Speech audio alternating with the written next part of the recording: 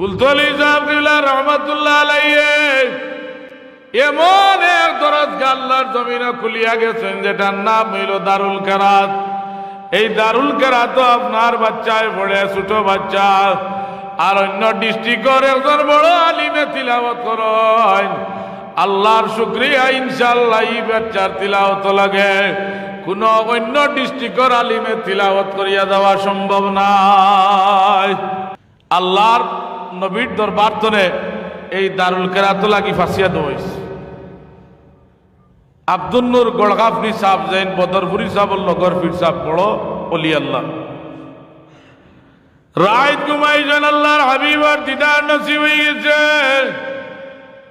রসুলে মাকে ফরমাইরা যে আব্দুল নূর গড়গাফনি তোমার আমল বড় বালা, তবে তোমার কুরআনুল কারীম পড়াটা আরো সুন্দর হইত।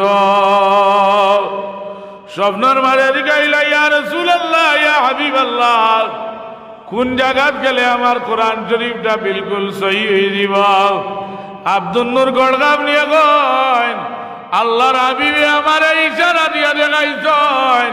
রাসূলুল্লাহ যেই দিকে ইশারা করছেন আমি দেখি আল্লাহর নবী ফুলতলি সাহেব ইশারা দিয়া দেখাইছেন।